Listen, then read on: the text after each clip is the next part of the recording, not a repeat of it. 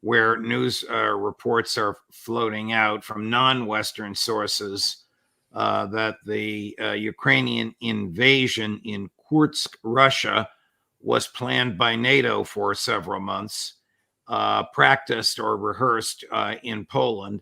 Polish, Estonian, Romanian, British, German, and Americans participated.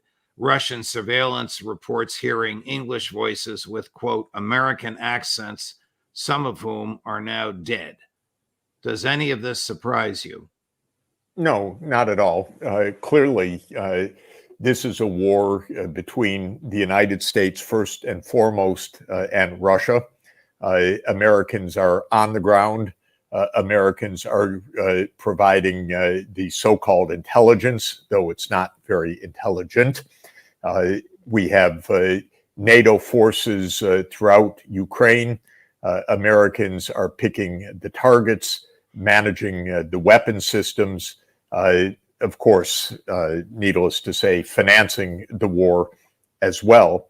So this is a war, not even a proxy war, as it's sometimes called, between the US and Russia. This is a war between the United States and Russia, in which Ukraine is doing the preponderance of the dying. Nothing happens in Ukraine without the US approval or the US guidance. Now, let's also say that this recent incursion into Kursk, this is Russian pre-1991 territory, is most likely going to prove to be a disaster. So this is not only a NATO-led operation and a US-led operation, but one that is most likely to fail. It's most likely to fail for two reasons.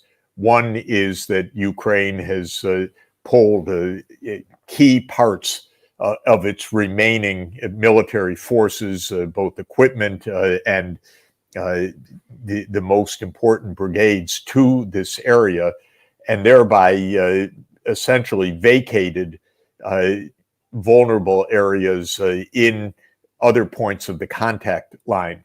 So in this sense, Russia is already making very significant, very rapid breakthroughs in the preceding contact line in the Donbass, in Pokrovsk in particular, an area that is extremely important from a logistical point of view.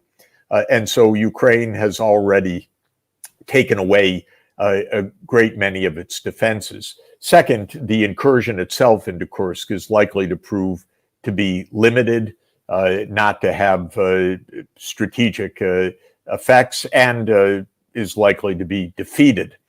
So the end result of this is probably to accelerate Ukraine's overall military defeat. But the fact that you have NATO forces on the ground doing the fighting, doing the intelligence, the surveillance, the guidance, the management of the weapon systems, and so forth, none of that is a surprise. All of that is very well known. So you have